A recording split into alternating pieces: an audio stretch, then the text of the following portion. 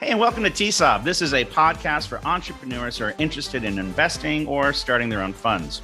We are Adam Anderson and Zach Eikenberry. Join us to get a behind-the-scenes look at the relationships between founding entrepreneurs and the VCs that invest in them.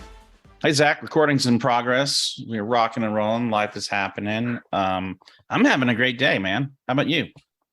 Oh, I'm having a fantastic day. Are you just hanging out at the office? Yeah. Yeah, I'm here for my interview. Great. What is it that you would say you do here? Yeah. You're fine. That was confusing the offices where the movie office with anyway. I get it. I've been saying for a long time that Darth Vader is the best Star Trek character. He's like my favorite. Yeah, he was. Yeah, when he was trying to the Firefly nerd joke, etc. Yeah, it all fell apart, dude. Like my head is not wrapped into nerd talk. You switched gears hard on me, man. No, you didn't. You fell apart. Fair. I came ready to improv, and I'm trying to keep up with you. The royal we fell apart. If I go down, you go down, bro. That's all. That's it. It's there's no like separation between church and state here. My failures is Sukasa. That's right. I live in the house of your failures. That's exactly right. You lucky dog. How about that? Hey, how you doing? What's going on in your world? What's happening in the life of a CEO raising funds for his startup? Series A, is it? Series where would you say? Yeah. We're in that Series A space. Yeah. So today I'm actually intending to do investor updates. And we have two groups of investor updates. We have official investor updates that are due to the investors because we closed Q2 financials last week, and they need a snapshot of that. These are all the people who have actually put in capital into Hook Security. Now I also need to do a investor update outward about the state of our capital raise, our company at large, and invite people to participate and help us with our further capital raise. I still am a little off balance with exactly what the best strategy is at this point. So I am keeping the fire stoked when it comes to relationships with VCs and the like. I'm just kind of throwing on kindling, keeping it going. I did a roadshow last week where I pitched. I ended up pitching 4 different times to an angel syndicate that's actually moving upstream and considering Series A deals. Venture South, if anybody's curious. I was. And I had a teammate, my client success manager, Amanda, make a joke because I said something along the lines of, hey guys, I'm probably going to pause some of the full-time fundraising efforts, and I really want to get into the product and our service more. I want to meet more with some of our customers, etc. And she goes, "Oh, so you'll be a CEO now?" Tongue in cheek, right? Yeah, it was tongue in cheek. She was totally joking, but she's like, "Since the day I started here, Zach, every week you're meeting with somebody asking them for money." I'm like, "Yeah, that's probably true." She's been with us 2 years. And there is the amount of conversations I've had has probably been 1 or 2 on average a week, if not 3 or 4 some weeks. I've loaded up. That's hundreds of conversations. How many, when you're doing, and I'm calling it your potential investor update, how many people would be on that list? How many qualified potential investors do you think you're going to be reaching out to after 2 years of networking, collecting conversations, all that jazz? Let me look it up, actually. Well, while you're doing that, you do that. I'll fill some space. What I want you to do is I want you to send a short video of you standing in like a parking lot in front of our offices, where the squirrel was smoking that cigarette and that thing caught fire, which is a true freaking story, kids. A squirrel took a lit cigarette into a drain and set all the leaves on fire and caused a fire. But I want you to stand out there in your most deadpan way and like have like a tiny like firework go off, like a little smoke, and be like, hey, things are really blowing up here at Hook Security. It's time to get in before it is too late. Invest now. I think these poor bastard VCs need a joke. Don't do another wall of text. Hi, congratulations on raising your fund. It's now time for the. Oh my God! Don't do that. Do something that is different, please. So, by the way, it's 211 individuals who have opted in to say, please keep me updated. I want to know when you raise your next round. I want to know the details of it. So I do not just spray and pray. I have, other lists. I've even got scraped databases of VCs and interested VCs. There's a couple of cool resources, even in the state of Florida, on some of the Florida economic development sites, where they'll list all 400 VCs. You can get the contact information. That's not hard. But these are 211 people. There might be a couple in there that are in the same fund. So maybe 200 or less, or right around there, that have said, yes, we want to understand and keep the conversation going with you. And that's a lot of names to keep in your head, by the way. Yeah, there's a lot of folks that I'm reaching back out to. And I'm like, all right, who are you again? Yeah, we talked a couple years ago. We did. Okay, great. As long as I didn't lie to you then, I'm good. And so ears open. Now I will tell you, it was such a perfectly timed joke that I got to make at one of the Venture South pitches. I don't know if I can duplicate it on this podcast, but it's the only time I've ever got a belly laugh in a pitch. And it was in the Q&A section, and we were going back through the deck, and somebody said, hey, I'm having trouble seeing on your revenue projection slide, what are the time increments? So I pull it back up. I'm like, oh, we have this quarter by quarter for the next year and a half. And this line right here says we're all going to be rich. And an investor, thinking through this, do we want to do this, etc. It was so. I'm going to be experimenting more, not with being casual, but with breaking down the third and fourth wall at certain points in our pitch. And it's not about being casual. It's still showing up in a way that respects them and shows we're respectable. See, I think that's so fascinating, because like I'm just naturally humorous with amazing timing, and you work so hard to appear natural. Oh, I have notes, right? It says be funny. Good. It's like people don't like you for who you are. Be someone different today. Hide the pain behind a smile. You've got this, buddy, all day long. I mean, how hard is that, though? I mean, if you have 200 plus on your list, it means you've talked to 200, so right ish, and those are 200 not yet. That was 200 no's in your heart, though. That was 200 nah, your company sucks, come back when you're actually good. And now you have to come back. Do you kind of think, well, in retrospect, my company was kind of not ready for these folks? Or is there like a chip on the shoulder? What's the emotional journey of reaching back out to people who once told you no? I actually like it. I like showing back up and showing improvement. And they can say no again. That's why you're not funny, is that you shouldn't have liked that. That's, I'm sorry. You were actually sharing, and I keep going for the laugh line. Go ahead. But so there are people who I think are disrespectful to me, and they're dead to me. I mean, there's one VC who actually recently just made 2 investments in other cybersecurity SaaS at our same size. And, a little over a year ago, they 3 times did not show up to a Zoom call.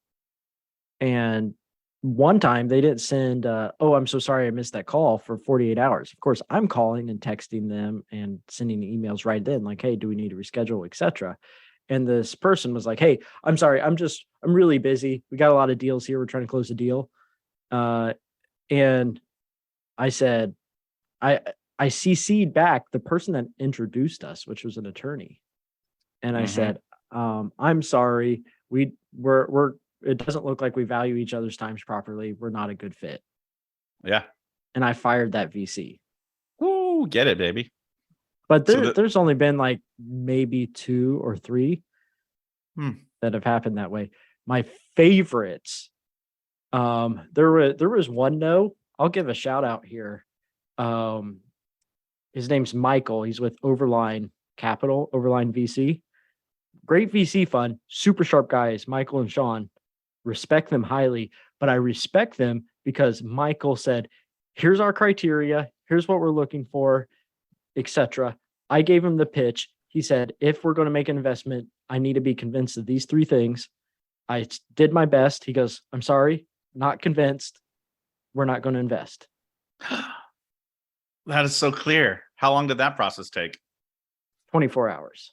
Oh, I love that guy. That's perfect. It was amazing. I will send every other entrepreneur to him to get a no. Yeah. And he said yes to some things. I'm like, that's very curious. I don't know what they see in that opportunity.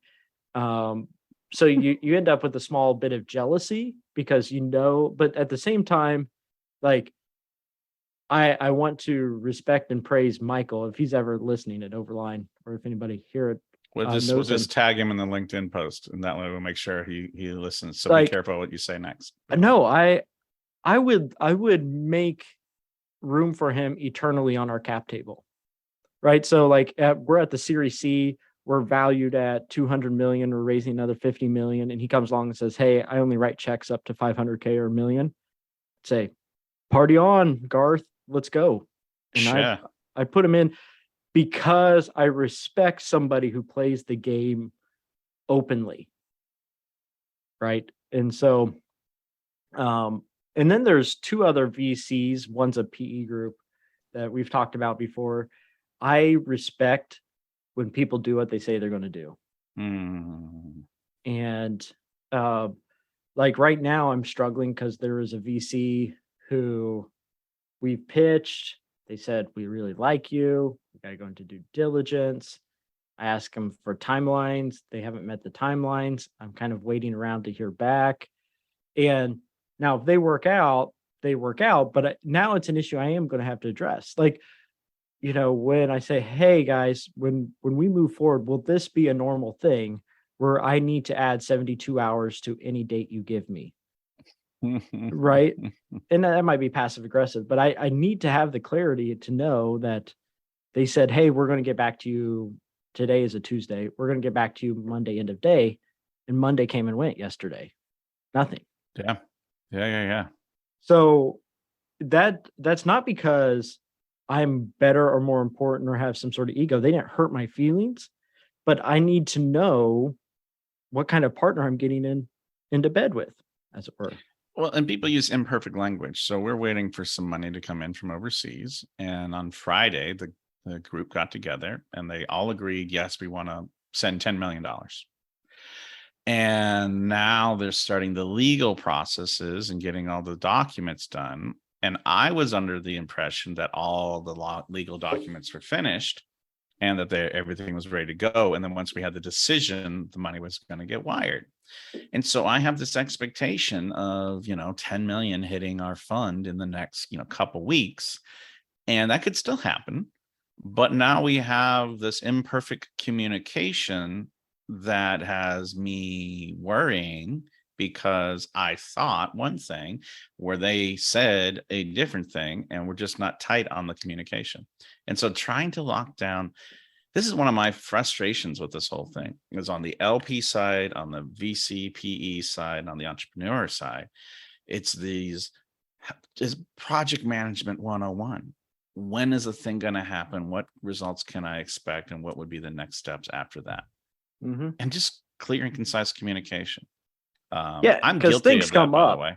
But things come up. The issue is, I get nervous when I work with people who are blind to the fact that this is overstating it, but they're blind to the fact that they allow shame to dictate their life. So most people are ashamed when they miss a deadline. They want to fulfill, they want to exceed your expectations. And when they don't, they feel shame. And then they feel embarrassment from that shame. They might feel different. And it prevents them from actually getting back to you. And they add more time to it as they sit there and have to deal with their shame that they missed the initial deadline. And I know I need to get back to you. And there's that text message that's still sitting out there, or that email. Like, I know I need to give you a call back. And I get it. I feel shame a lot, but I face it, because the second you acknowledge shame is something you missed and messed up and can do nothing about. Right. Guilt might mean you can do something about it. If you feel guilty, there's probably some sort of action or behavior that can make it right or make it better, something. Shame is just, I messed up. I can't do anything about it. It's broken. I failed. And I just have to look at it. And the number of people who just are blind to the fact that they're dealing with shame and don't know it, it's just tough when I'm trying to build a company here and I have to continue to navigate a whole nother set of stakeholders and the things that they're processing as human beings. Now, I will say that what comes to mind with your example on your investors is it's not so much shame as it might be just culturally. Like, there are groups of people I've come across that, like, from the Lord of the Rings. Do you remember Treebeard and the Ents? Yeah. The Forest of Fangorn, where deep cut. They take a long time to talk, because anything worth saying is worth taking a long time to say. And right there, this is in the Two Towers movie, right, where the hobbits are trying to get the trees to do and to act and to attack. Right. And, halfway through, they've just said hi to each other. That's right. We got it. Let's go. Like, no, right? No, different pacing, man. Different. Yeah. And so where there's shame in various forms in the US culture, sometimes I wonder, like, culturally, when we do international work, that they might move at a different pace and they don't feel any shame at all for the fact that they're like, okay, now we've all agreed to do this. Now we do legal. Okay, now we've done legal. Now we got to go meet with our bankers and put the money together. And then now that we've done that, we got to go meet with compliance. And they're just moving at their pace. That's right. We called it island time when we were doing business down in the British Virgin Islands in the Caribbean. It's like, you're not going to force people to move faster than they're already ready to go. And you're going to get frustrated. And I think that's it's interesting with especially international business. You have to really be aware of cultural norms, and expectations are just leads to confusion and frustration. And speaking of confusion and frustration, I want to honor that you've already done Star Wars, Star Trek, Lord of the Rings, and we're barely getting started. I can't wait to see what comes next. My money, My Little Pony reference is coming our way. I don't know. We'll see. Well, so I didn't watch TV growing up. So you'll have to pass by all the G.I. Joe and yeah, absolutely. But you have young daughters, and I'm assuming that they watch My Little Pony, and therefore, you're gonna. One of my favorite VC funds is the Twilight Sparkle Fund, because it's all about friendship. And when enough of these portfolio companies, I think they've invested in Fluttershy, Pinkie Pie, Applejack, Rainbow Dash, and Rarity. Rarity, definitely a great play, super monetized. But when all these portfolio companies come together and their friendship synergy model, it's like magic. Oh, I love it, because it's a fund that only focuses on unicorns. Yeah,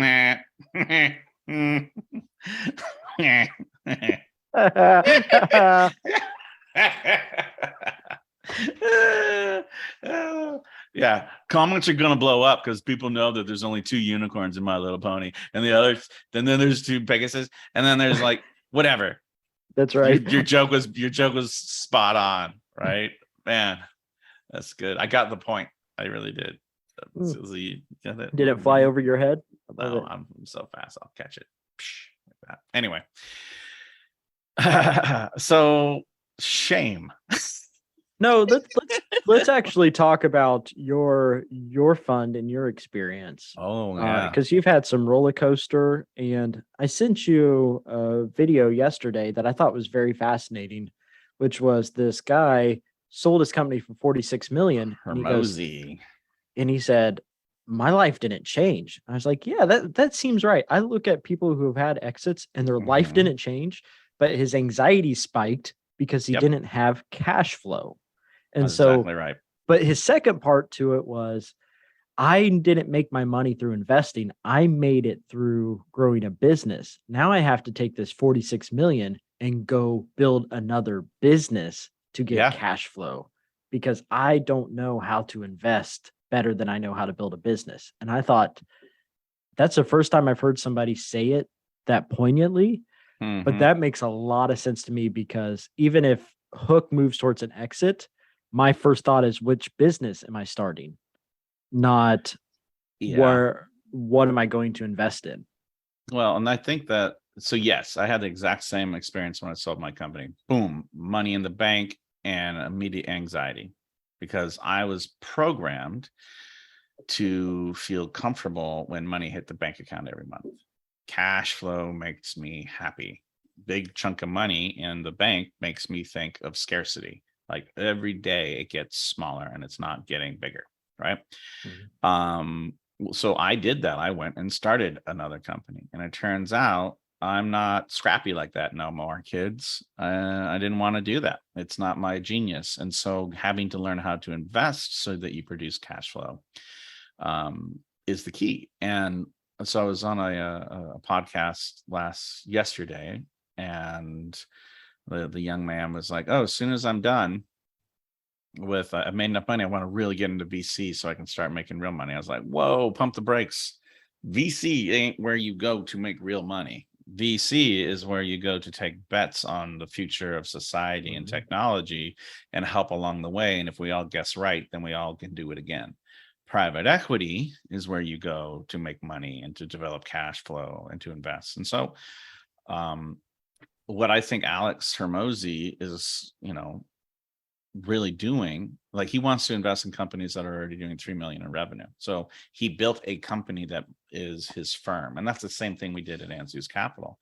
We on purpose, on accident, are now a professional services company that helps other people build funds so that we get cash flow from that, from the professional services, and we get to partner with these people and act as part of the GP share. So while we're taking the time to build the funds that we want to build, we're able to help other people do the same thing. And so, where I agree with Alex is, yeah, you do go and start another company. Everything that I've done, even in starting funds, starts with accidentally on purpose starting a company that does the thing I want it to do. Mhm. My daughter says to me, "Daddy, not everything has to be monetized." And I'm like, "You're 14. What do you know? Of course it does. Stupid. God."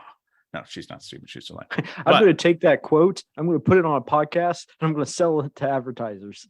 yeah, Take that, ha, 14-year-old. take that. Yeah. She's like, "Dad, when are you going to put me on the podcast circuit?" I was like, "When you put the work in." And so we had that conversation.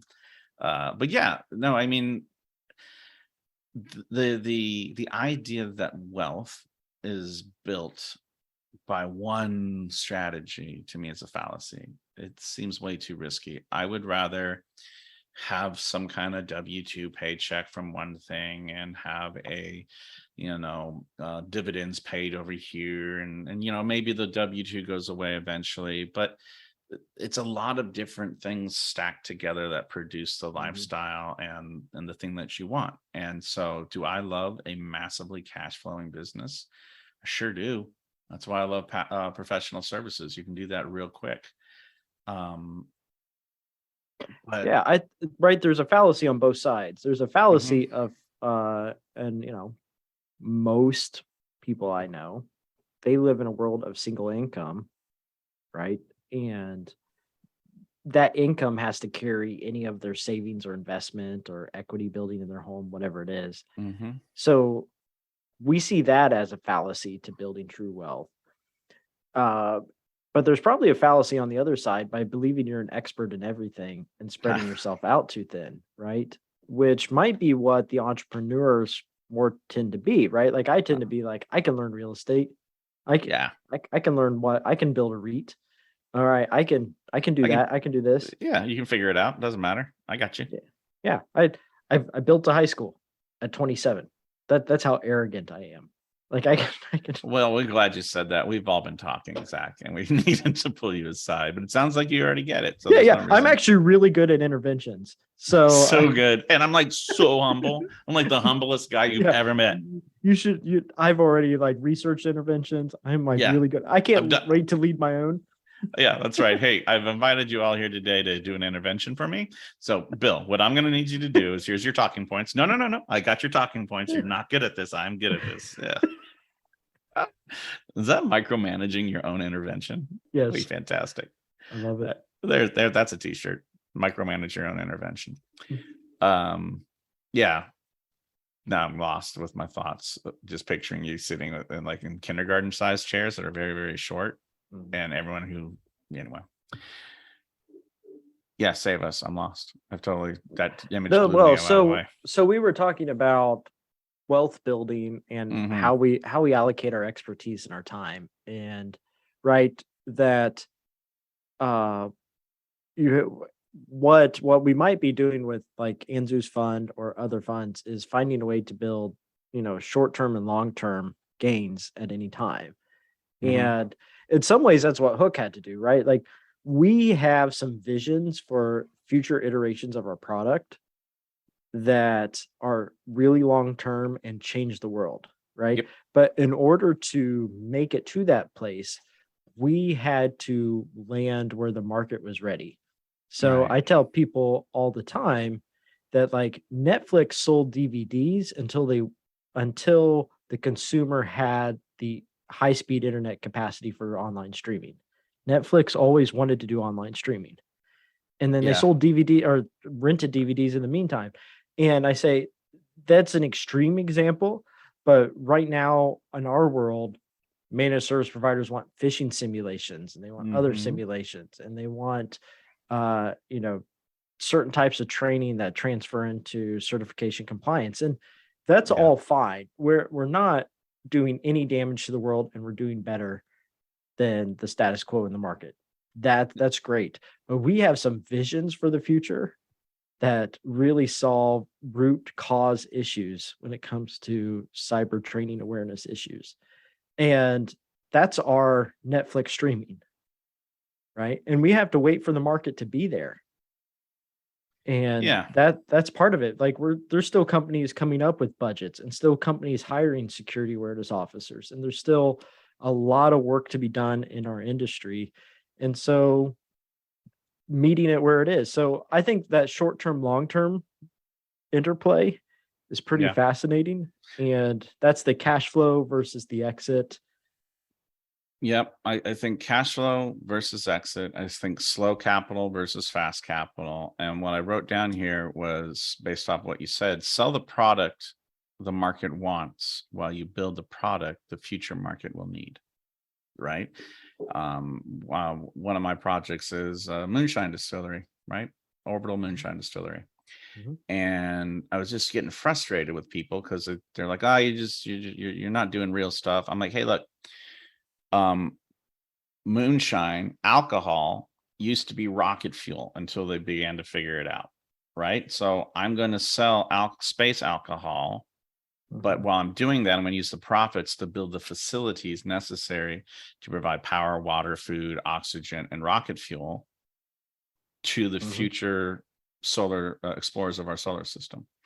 And the market right now is demanding unique high-end spirits, and I can capitalize on that while I build the infrastructure for the future of an interplanetary species. And when you say I'm doing this to be ready for that, it really, I think people get that. If you only lead with, I'm going to be building the rocket, the fuel depot on the moon. or I'm going to be building the future of cybersecurity, and we're going to create the kind of experiences necessary to build resilient human brains to resist manipulation. It's no, I like how you said it. We are doing what the market wants today while we prepare for what the market needs tomorrow. Mm-hmm. Yeah. I mean, that's the interplay. That's the mission. That's the vision. And I would challenge, one of my favorite things about Hook is our vision for the future. And I would challenge any of our competitors to a vision off. Like, tell us the vision, man. Well, I don't mean to be flippant here, but it seems every couple of months, one of your competitors steals your vision.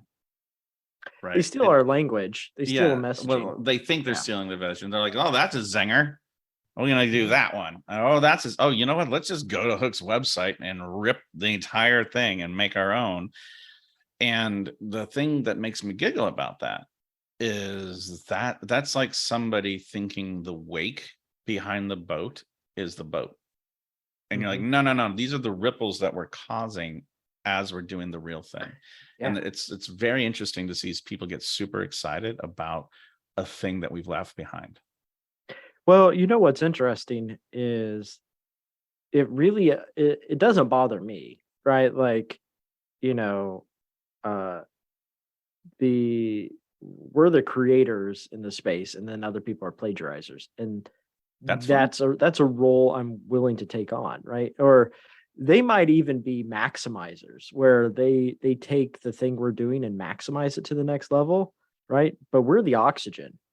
And but the fascinating thing is how defensive our team gets internally.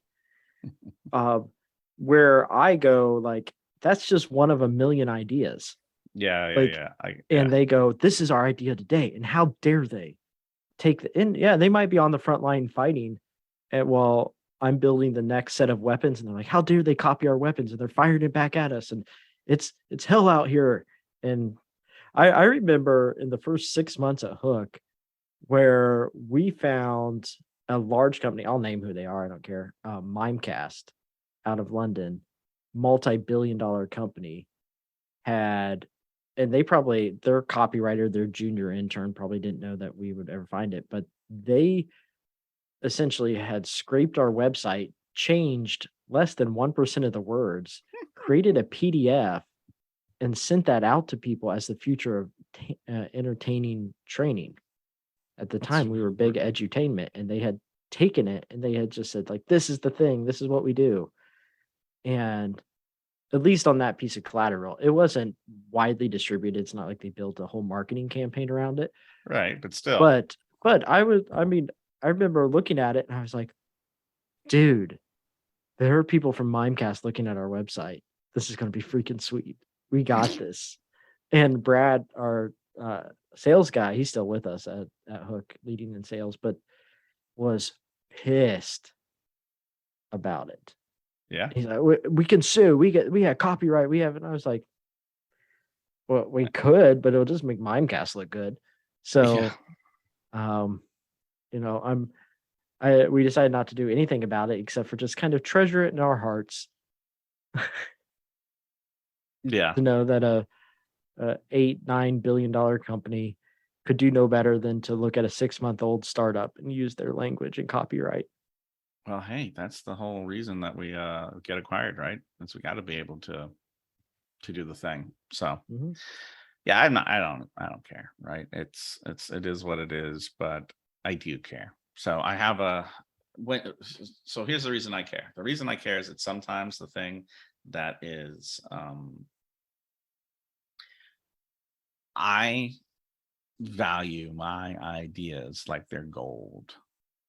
You ever heard someone say, I had the idea for Facebook way before I had the idea.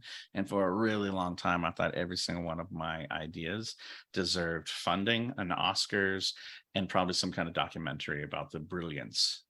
What I've learned is ideas are useless, they're fun to play with, and nothing happens without execution and operation.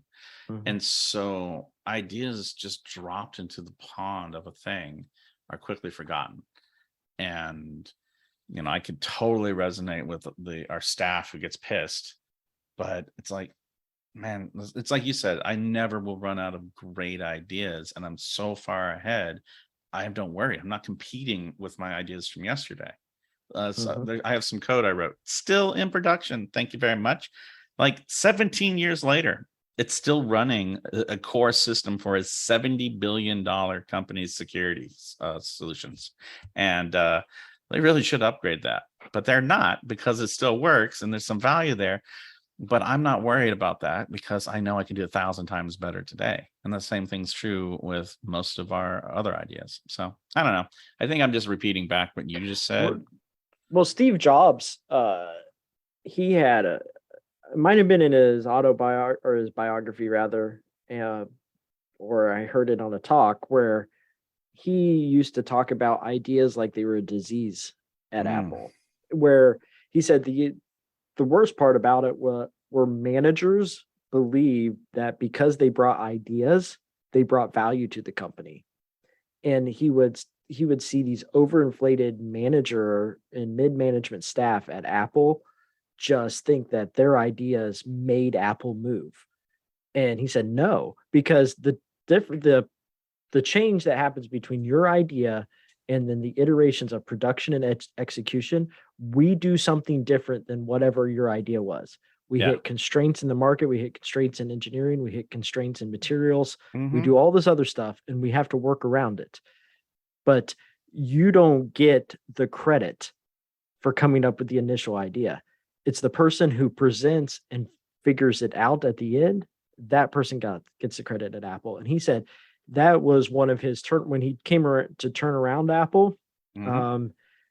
He just saw the toxicity of people who highly valued their ideas, saying, "Oh, I'm an idea person." Yeah. And yeah.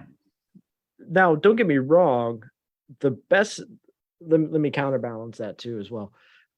Ideation is a strength, because what ideas can do is they can fail without any impact. Like if you ideate and go through a bunch of bad ideas very quickly, those ideas can die so you don't have to. Those ideas can fail so your company doesn't have to. Right. Those ideas can waste time so you don't waste more time. Correct. And it's not easy to be good at ideating. But an ideator cannot say that that's their only value, right? Well, their value comes into the execution part. Well, and that's the thing is that, like, so for me, I'm a high ideator and I'm often not great at execution. I condition myself to execute good enough, but I always have to have some other person there to help along the way. And the idea is useless without the execution. And so maybe one of the reasons I'm so down on ideas is because I have them all the time. And I realize that there is toxicity around rampant runaway ideation. We don't get anything done. I was talking to my baby girl today, and she's like, I want to do this, I want to do this, and I can do this, and I do this. And I say, that's great. It's absolutely great. So do you know the difference between people who have great ideas and the people who actually do things? She goes, what? It's like, those people do things. Sitting in your idea and feeling good about the thoughts that are going through your head do nothing for the world or for yourself. Now, no, I would say if we were to pull up Strength Finders, Gallup's Strength Finders deal, and I don't know if you ever took that. Oh yeah. I would be surprised if I imagine you're strategic, futuristic, connected, and I bet you're also a activator somewhere in your top 10. And I usually don't go deep into this because I'm not an expert on Strength Finders, but it's the activator. So the true idea person leaves it on the whiteboard, leaves it on the paper, leaves it in the email, right? Oh, I have an idea for you. How about this? The activator says, let's get a couple of iterations. Let's prototype. Let's move forward. So I wouldn't insult yourself as a pure ideator. I would say that you also have an activation gene. Well, it's a little worse because my ideation is number 6 on my Strengths Finders. So I'm positivity, I'm woo, I'm activator, I'm maximizer, and then I'm an ideator. So you bring me an idea and I think, oh my gosh, that's great. You're gonna be wonderful. I'm positive. And then next one is futuristic. I'm like, I can see where you're at. Oh my gosh, 5 years from now, billionaire. What? You gotta get it. And then woo, let's get the team together. This is such a great idea. Let's go. We'll get all the people together and everyone's excited. And then I'm maximizer. I'm like, you know what? We're thinking too small. Let's get everyone even more excited. And we do the big thing. And then activators, like, let's make it happen. And then ideation kicks in and I lose interest in everything we just did. And I go on to something different. So for a very long time, I was toxic with that behavior inside of my company as the CEO, because my people stopped trusting my enthusiasm. Matter of fact, my enthusiasm was something that drained them. And so I can really resonate with Steve Jobs. Hey, this is a toxic thing, because over ideation means that you don't actually get anything done, especially if you're a person in power, because the people in my company did not have permission to say no to me. I gave them permission, but my behaviors basically said, you don't get to tell me no. I'm going to do what I want to do because I own 100% of the company and I make all the decisions. Thank you very much. And their defense mechanism was to stop inviting me to meetings, to suggesting that maybe I get to the office late and take an early lunch and don't come back. And they basically found ways of doing the tasks necessary in the company despite my involvement. Yeah. I had a toxic thing come up as well when I was running the schools. So this idea of asking somebody to do something, to execute on a vision, and then unintentionally, disempowering them from the ability to do that. Where, I thought, because like I was always there for feedback and what have you, that would be helpful to the team, especially might call it my generals. And in hindsight, when I wanted feedback, they were treating that as permission. And so they didn't actually feel like they had full permission to execute. So they always had to ask permission. So my toxic trait was passively making them come ask for permission before they executed on anything to make sure it aligned with the vision. I was very righteous about it. And then the other part of it, this came out later, is just how many like fundraising activities like the team would do, even though funds were available to them, because they were disempowered from spending that money directly. Because on like certain things, I would have to sign off or what have you. And part of that was part of the system. Like we had a third party auditor that told us like, you have to have 2 signatures, what have you. But again, I disempowered the team because I divorced the money and the funds from what they needed to do. And they would go off because they were so ready to execute, and they would do a stupid fundraiser or something like this. And then I would get upset. I'd be like, why are you guys spending all this time like trying to raise $200 at a car wash? We got more important things to do. Here's $200. Well, that $200 requires a form to be filled out, a meeting with you, etc. And it's much easier when we're in our science class just to yell out car wash and do it the next day. Yeah.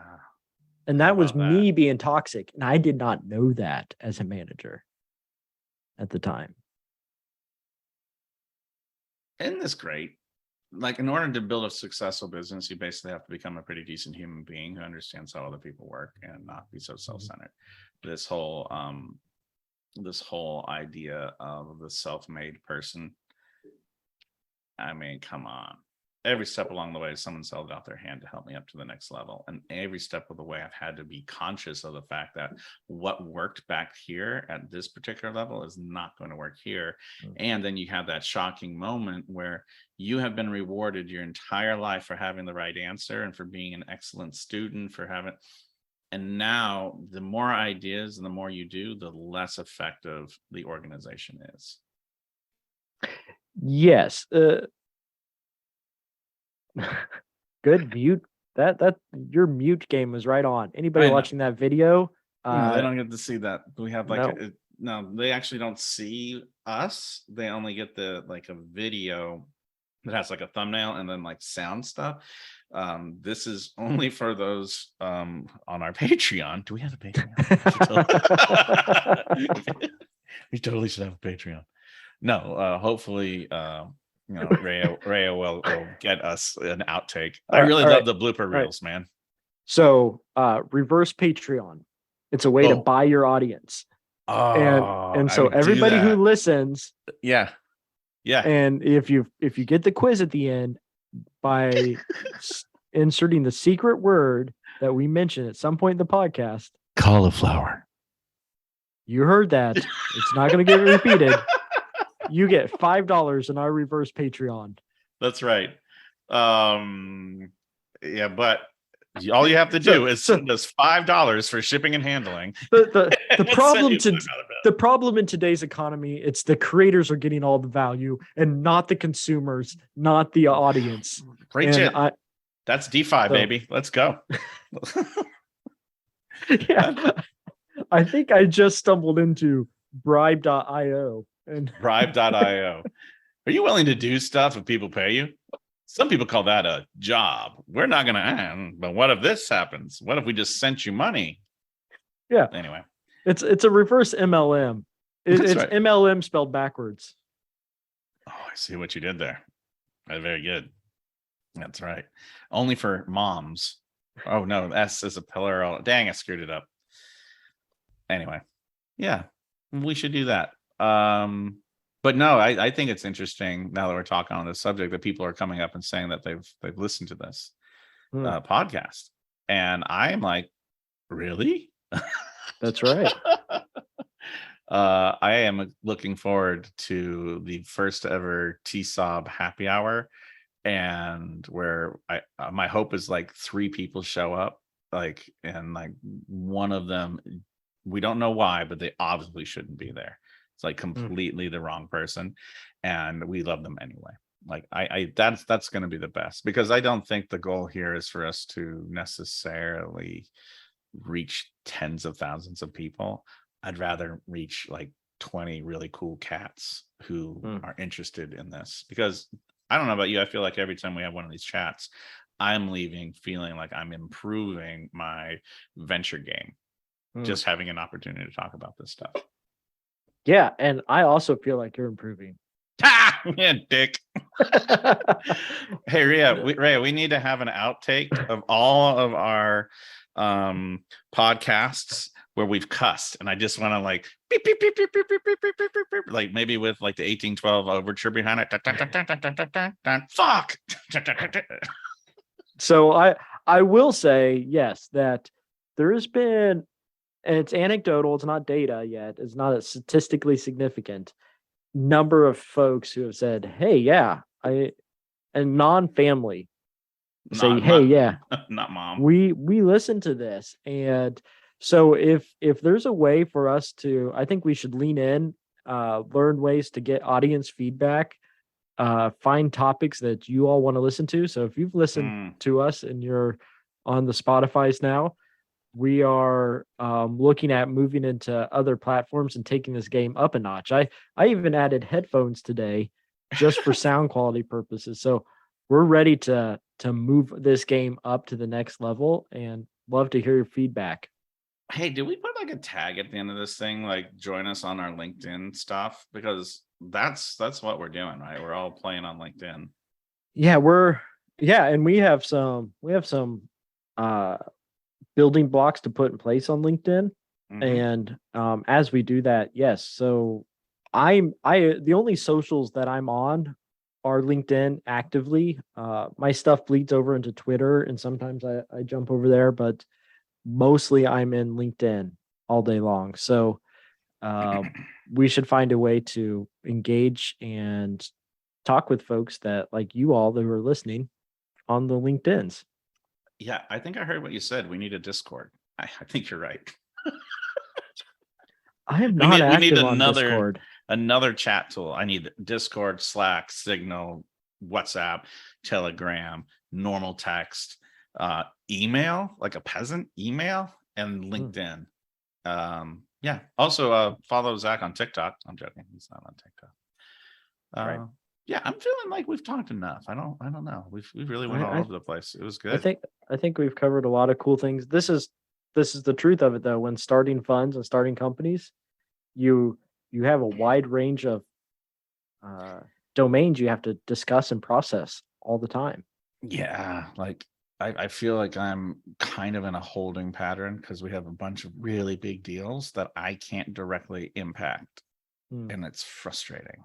And I think to myself, well, am I lying to myself that I can't impact them? Should I get on a plane and fly halfway across the world and sit down and say, let's get this done? And that works when you go to the British Virgin Islands. Waiting for some lawyers and bankers, and when I sat in front of them, they actually did all the stuff. So I don't know. That's tough. I heard a hard truth the other day from an enterprise sales guy who said, hey, are you tired of waiting around at the end of these enterprise sales, waiting to hear back from somebody? He said, here's the truth of the matter is that deal was won or lost as you began it, not as you ended it. And the questions you asked, the relationship you set, the expectations that are understood up front, those are what carried across the finish line. So how you set up an enterprise sale with multiple stakeholders trying to That's correct is how it will play out. Because now you're out of control. Like there is no control. No. You're just trying to like put like little buffers on it and try to keep things going. And all you can do is nudge and be politely persistent. Yeah. But that the pace of the deal was set at the beginning, the expectations, etc., the communication standards, all that. It's how you get into the deal that matters more than how you end it. And I thought, man, that's a hard truth because I have these enterprise deals out there that I'm looking at. And at this stage, there's very little I can do. All my impact was done by previous Zach, and I have to live with what he did. And he wasn't even sober. I feel like that goes without saying. Yeah, I'm sorry. I didn't know if we were letting that go without saying. I thought I had to say it. That's so cool because it's when you're waiting and they're out of control, the only thing you really can do is go work on the next thing and do it better and set up the guidelines where this communication thing. Yeah. All right. Well, thanks for that. Oh, by the way, I in future episodes, I'm going to be talking about my crypto raise and the lessons I'm learning from that because I've gotten deep into this DeFi thing and I don't know if it's real or not, but I love learning things I don't know anything about. And so I think I'll start sharing how does DeFi fit into the venture and private equity worlds where you're actually trying to do real business, but leveraging DeFi resources. Stay tuned. I'm in. Yeah, you have to be. You don't get paid if you don't show. Wait, you're not getting paid anyway. Sucker. That's right. Bye, Zach. See you, Adam. Hey, and thanks for joining us for the TSOB podcast. Find us on LinkedIn and give us your hot take. The whole reason we're doing this is to get access to better conversations that help us up our game. And if you have something you want to share, we want to hear about it. Find us on the TSOB LinkedIn group and jump in with 2 feet. We can't wait to chat.